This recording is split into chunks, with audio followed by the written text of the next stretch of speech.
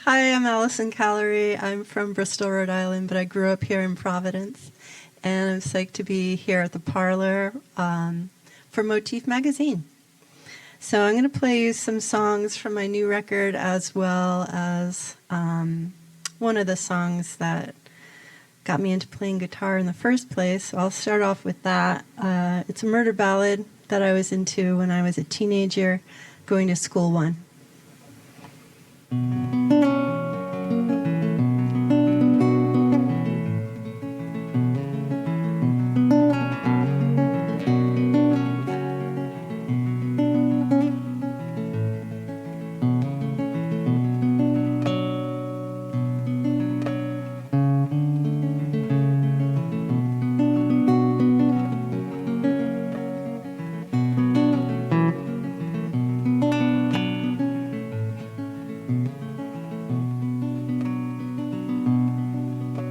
Come all you wild young people, listen to my song.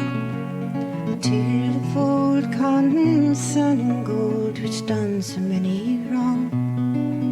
Young Emma was a servant maid who loved to sail a boat, who ploughed the main march gold to gain for his love, so we've been told.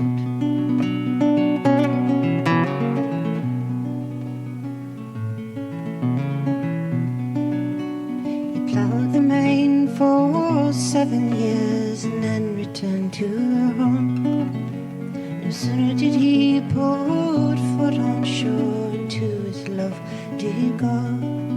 He went into young Emma's house, his gold therefore to show that he had made up on the main, upon the lowlands low.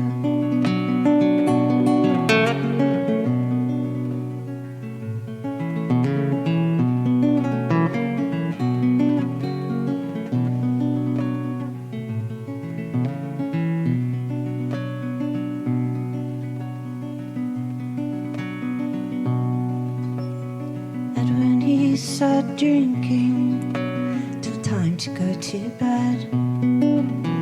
He little thought a sword that night would part his body and head.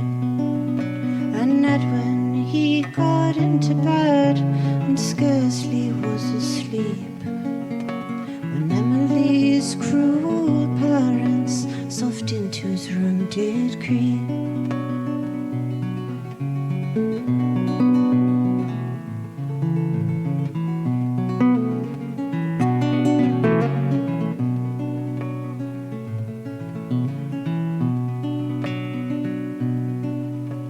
Stabbed and dragged him out of bed, into the sea did go. Set his body floating down to the lowlands low. Oh, father, where's the sailor came here last night to lay?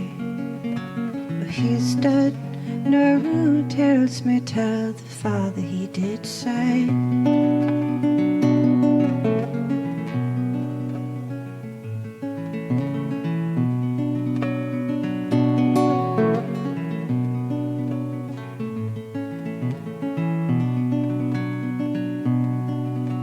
Many a day she passed away and tried to ease her mind, crying, oh my friends, my love is gone, I'm left behind. And not my broken hearted was to Bedlam forced to go, where shrieks of our young Edwin who ploughed the lowlands low.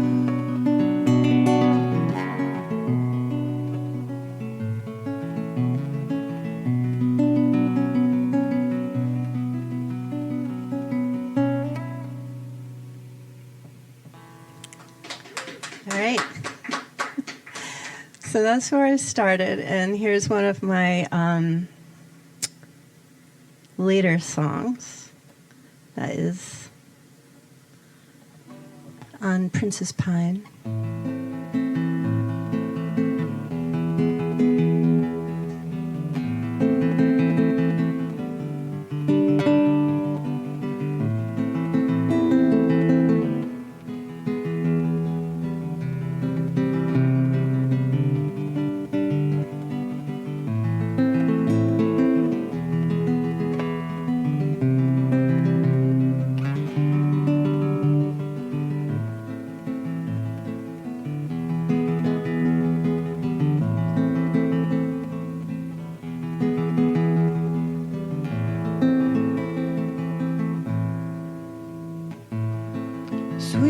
his pardon on gentle breezing.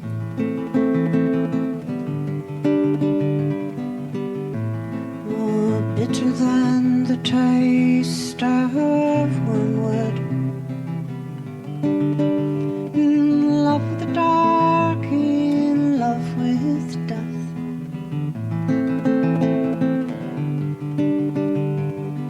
Kisses your mouth where my fingers might have been in another place, in another time. Pretty boy, I would have made you mine in another place, in another time. Lover bird, dark-winged sparrow.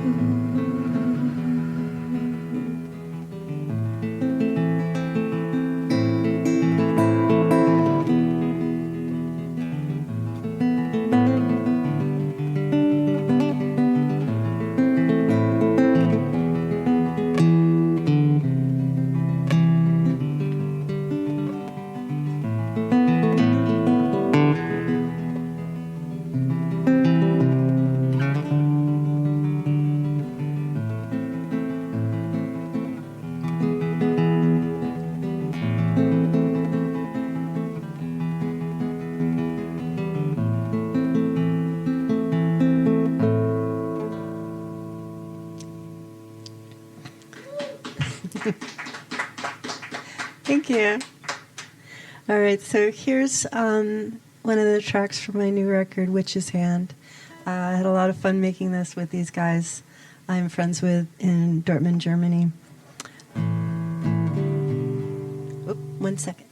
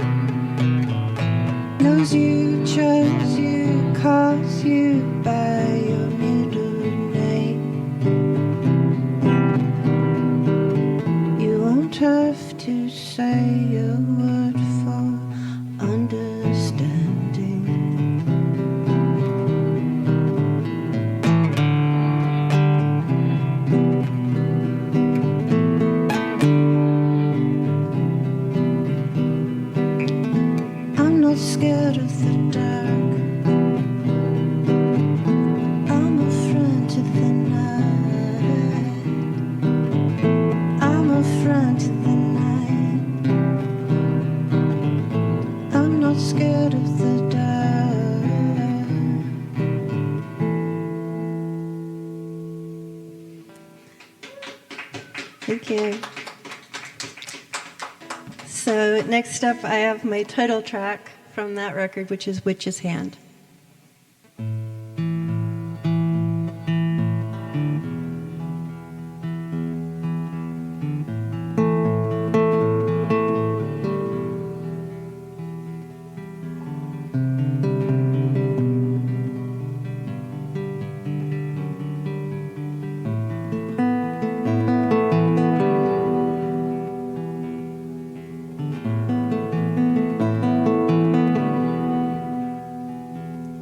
In a ditch, ditch, ditch, find a witch, witch, witch, witch's hand.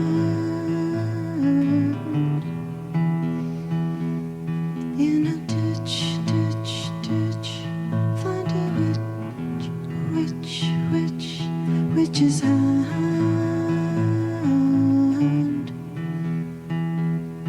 Make a wish.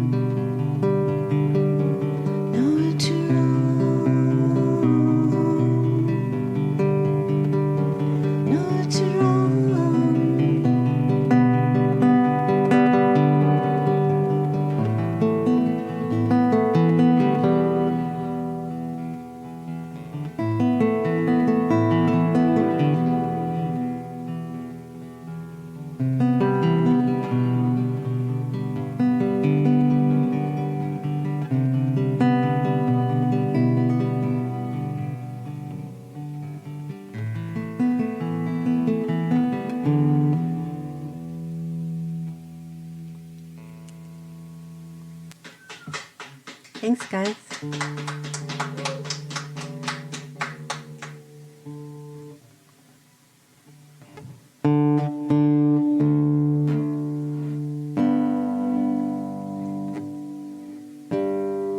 Okay.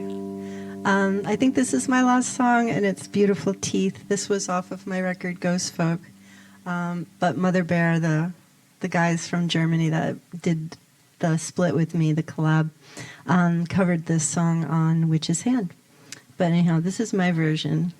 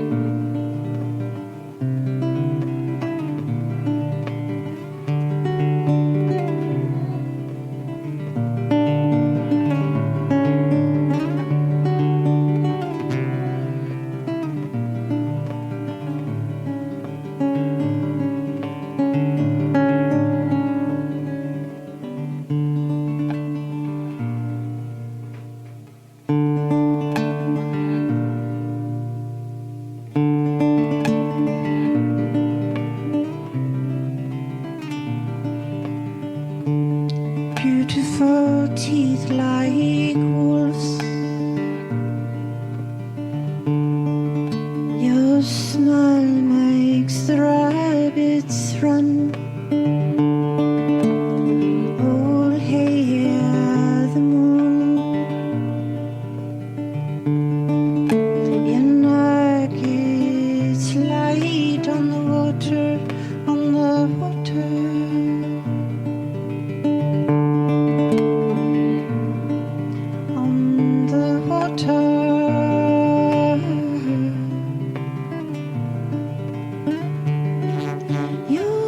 Just in the space between your dress. Softly the wolves are sleeping.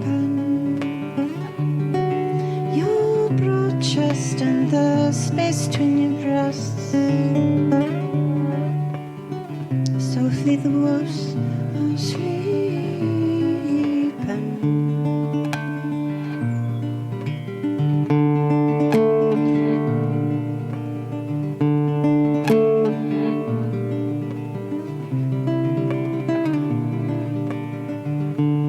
Beautiful teeth like wolves. Your smile makes the rabbits run. Oh, hear the moon. Your neck, it's light on the water, on the water.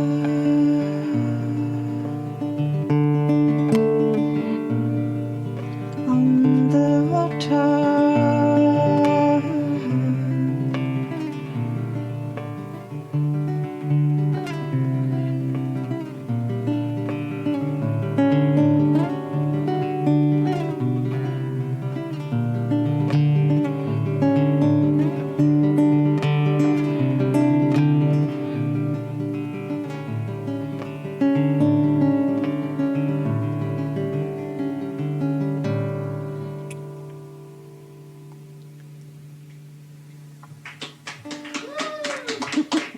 Thank you.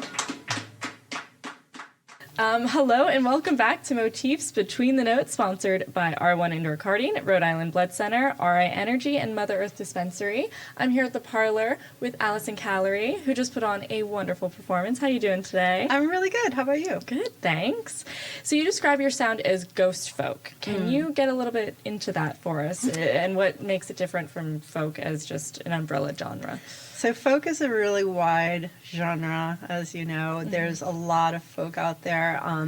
Most of it is, I think, what springs to mind is they think Joan Baez, or they think protest songs, Bob Dylan, and kind of stuff like that. And I mean, they're wonderful artists, They but have their place. they have their thing. Freak folk is another.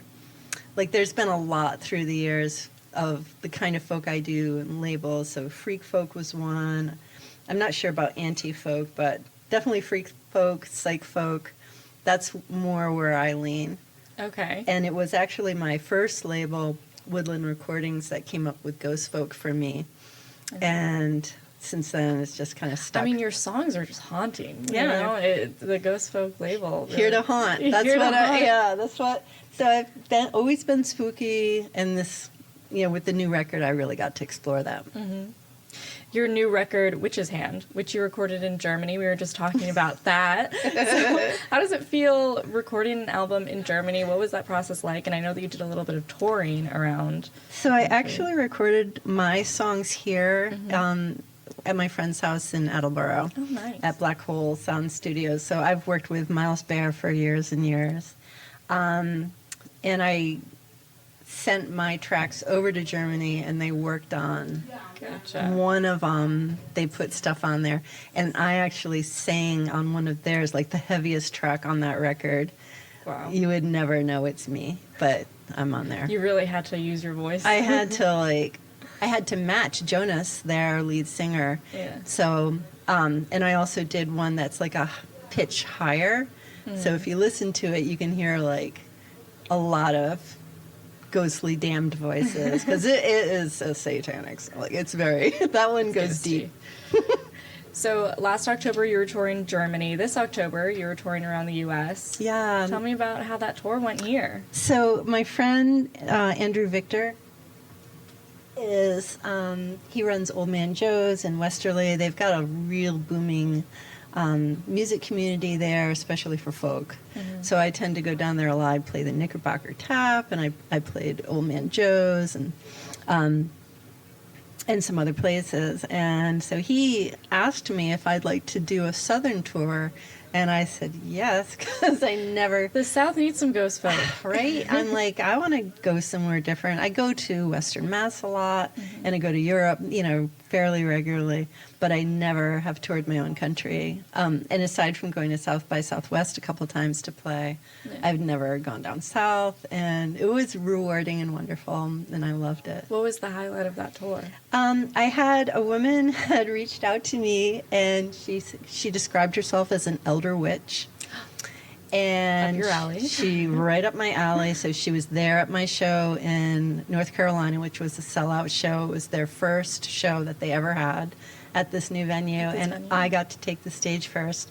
She was there, and she approached me after the show and gave me some very beautiful emerald earrings. Aww. And it was really adorable. That seems like a magical moment. It was really wonderful, and indeed, like at every show, because you just don't know. Who's going to be out there. I had people that I didn't know who knew of my music that showed up, and like that was new for me. Yeah. Especially that far from home. I mean, Germany and Switzerland and Paris, like you kind of expect that, but I don't know, US, like I just didn't, and I should have, but it was nice. That's amazing. Yeah, it was super cool. I'd like to talk a little bit about your development into a musician. Yeah. So you started out more in the poetry world, correct? Yeah, that was kind of, I guess that was in the middle, really, because I started off, I was a musician as a child. I was always encouraged to play. My dad played guitar. Is that what got you into it? Yeah, so he passed away when I was really young, as a young teenager, and I got his guitar. And there was a girl at my school, I went to school in Providence when it was on John Street, and a girl that I really barely knew I had a guitar and said, I want you to sing with me at my graduation and play guitar. And I'm like, I don't play guitar.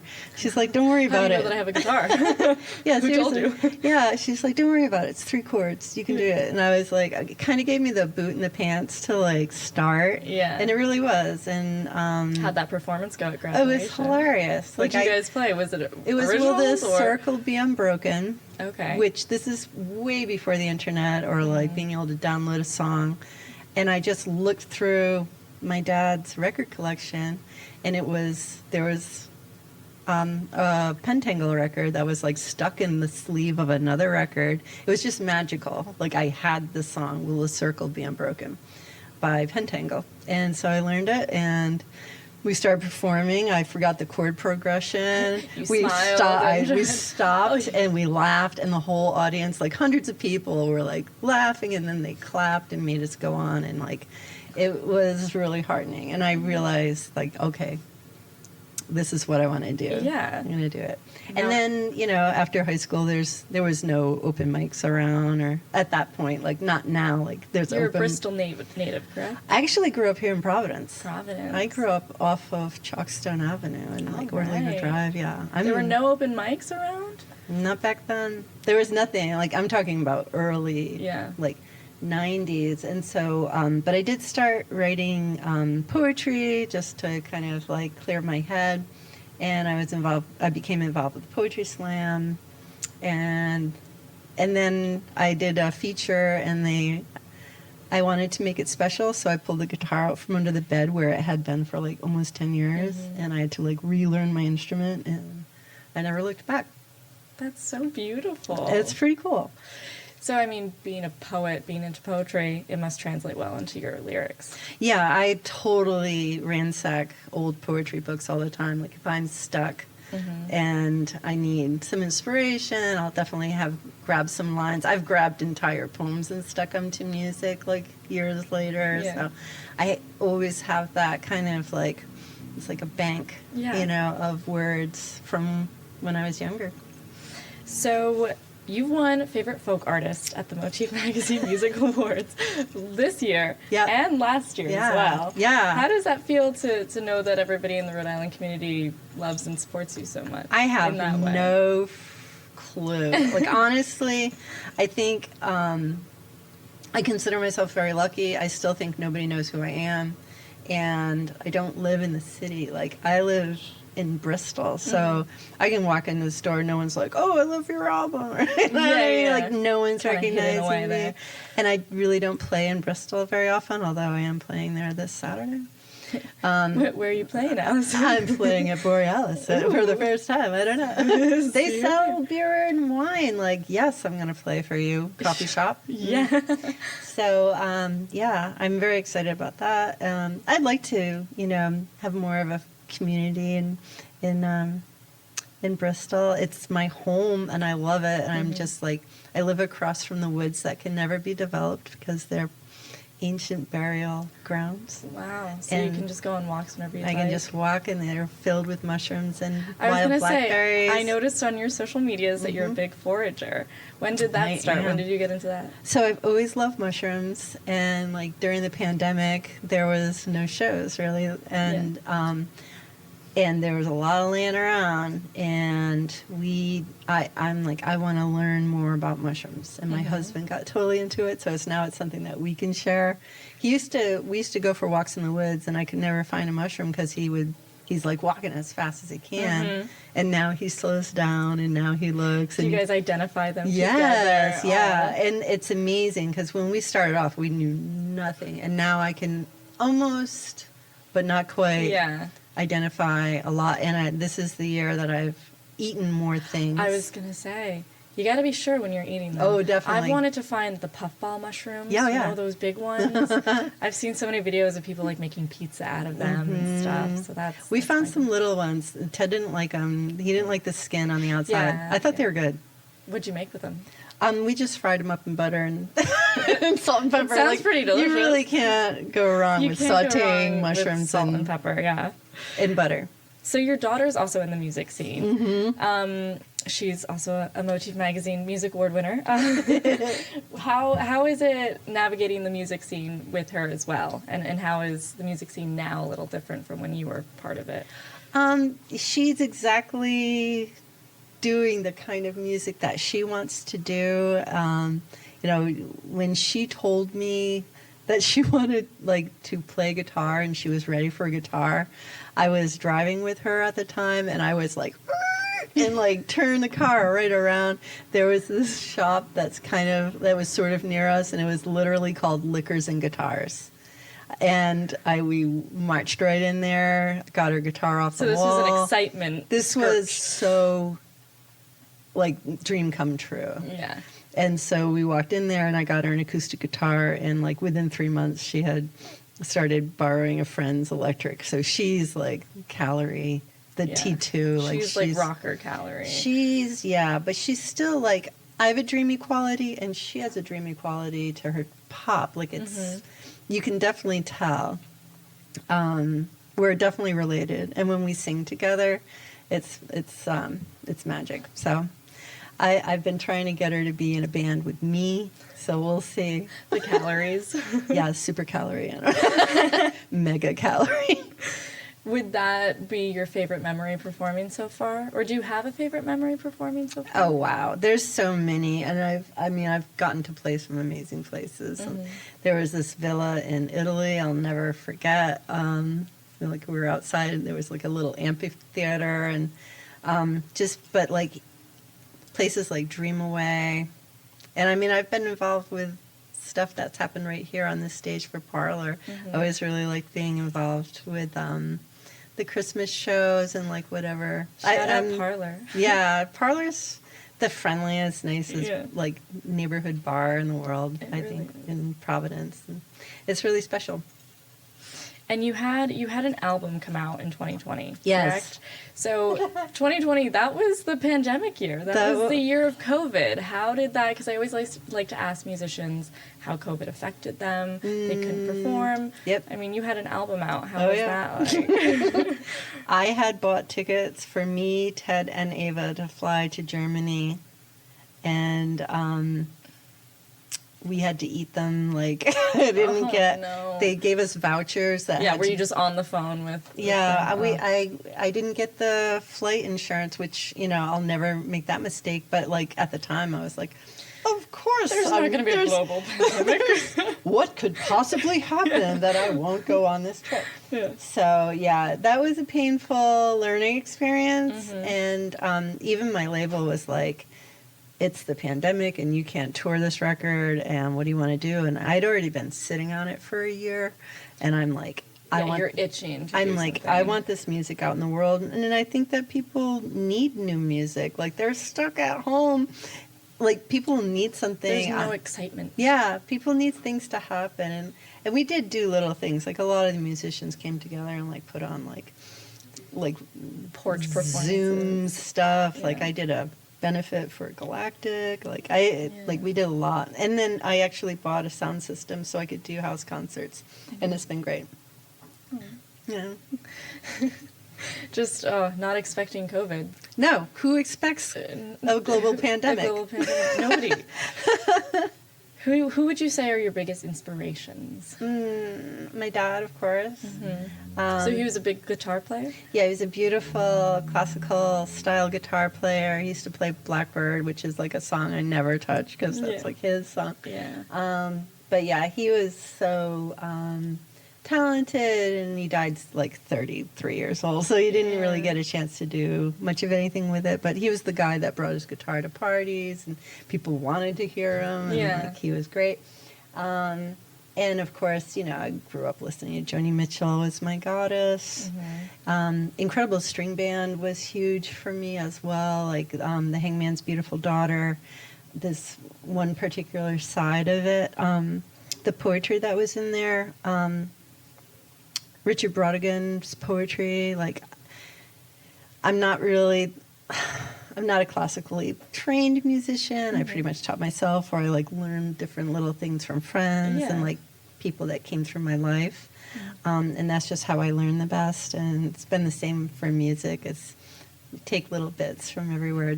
Neil Young was a huge influence for me. Like, I love him. Did you see Joni Mitchell at Newport Folk Fest? I couldn't do it. I can't watch it. Yeah. I just am afraid to watch it. I really am. You're afraid to watch the video of her or watch her perform? Both. Both. I think there comes a time, like even Shirley Collins, who I think is amazing, and her record that she put out with Davy Graham is like cherished, but I can't listen to her now.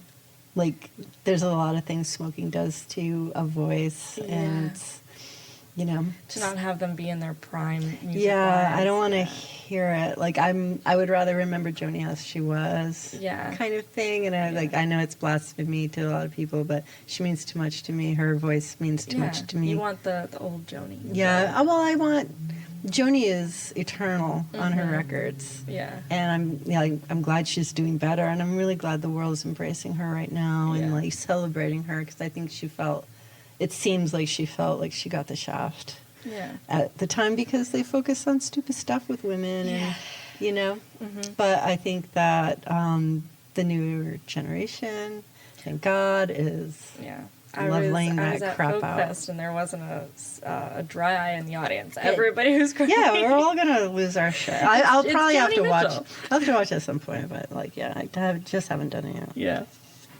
Yeah. So let's see. Upcoming albums. What's next for you? Do you have? I mean, you have the performance at Borealis. What else? I'm gonna be playing at Cafe 9, which is a really huge show with Avi Jacob and Dan Blakesley, like two of our favorite I think that sons. Avi's playing next week for the podcast. Oh, he's so great. You're gonna love him. He's a really good friend of mine. Yeah. And that PA, like, he uses it more than I do. Like, I kind of like let him do. He's like my baby brother, my musician baby brother. He's been great. Anyhow, so we're doing that, and my label would like me to put out a full-on, like, heavy, like, rock record.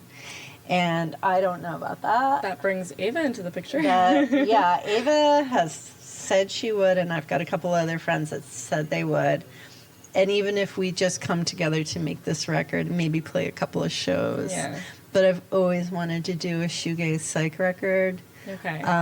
Surfy at times. So I definitely have the songs. I write a lot. Yeah. And I can do something like that. How often do you think that you write or create new content? I'll be dormant for like months, it seems, and then I'll play at shows and stuff. I practice a little bit before shows, but not a lot. And sometimes it's like the guitar is itchy and you have to get it, and like you try out a new chord progression or some weird Something new just clicks, chord. too. Something just happens, and like, all of a sudden you've got a new song, and so you have to I immediately record myself on my phone and make a demo. And in fact, a lot of those phone demos became Lost Children, which was an entire record of demos that got put on the sub-label of Kazi Records, which is Gruselthon. That's amazing. Yeah. And I definitely kept it under the radar, because these songs, like, they never saw the light of day. I sang them one time, most of them, and like discarded them, and just for like whatever emotion I was going through at the So time. Allysen Callery may turn to a rocker, is what you're saying. I've always been a rocker. I'm punk. Yeah, punk. Ask my label, they know I'm punk, but my voice only goes so loud, so I can't really be a real punker. Yeah. So you're thinking a total like rock album. Yeah, but it would be shoegaze, and it would still be dreamy and very laid back, and just a lot of grooves. We'll see if that's the dream. That's the I know goal. for sure I will record a bunch of British Isles stuff. Like, I was so heavily influenced by British Isles traditionals. Yeah, is that what kind of influenced you and got you into music? Well, like I said, it was definitely my dad. But I never I didn't think there was like any market at all for that kind of music, and I didn't think it showed. But my very first review was like, Allysen Callery, Hopi. It was like the combined ghosts of Sandy Denny and Nick Drake, and I read that. My friend called me up and read it to me over the phone, and I was at work, and I just I cried so hard, because I didn't know that people could hear that. Yeah. Or that It was a known thing. That was a known thing. This is, like I said, the internet was brand new. Yeah. And so for me, having that validation and like, oh, this thing that everyone's told you're weird about for doing, like my entire music career, like, You're like, oh, my people are out there. my people exist, and and I've been so lucky and got a lot of support early on, especially overseas. Yeah. And so that's where I tend to focus my energy, but like, I don't know. Yeah, you said that you travel there a lot. Yeah. So you travel there for I would say music reasons? yearly. Yeah, it's always a tour. So I've gotten to play in Italy, Switzerland, Amsterdam, Paris, Germany. and Germany, lots of different places in Germany. That's pretty amazing. It's pretty cool. It's pretty cool You'll be in the grocery store there, and somebody may recognize you. Yeah, maybe. I It's don't not know. Bristol. No, I still think that I'm such a small potato, but I like that. I like being under the radar, because that means that there's always a chance for growth. Yeah, for sure. Do you want to shout out anything? Do you want to shout out your social medias or where we can listen to you? Do you have a Spotify or Yeah, I have Bandcamp? all that stuff. My spelling is weird. It's Allysen, and Callery like gallery, only with a C. And please check out my daughter Ava Callery's band Bouquet, spelled like a bow, like a boyfriend. And anyhow, yeah, thanks so much. Thank you. Well, thank you so much for being here. Thank you to the Parlour for having us. Thank you, Parlour. Thank you to our sponsors. Thanks, R1 sponsors. Indoor Karting, Rhode Island Blood Center, RI Energy, and Mother Earth Dispensary. I'm Tess Lyons with Motif, and we'll see you next time. See you around.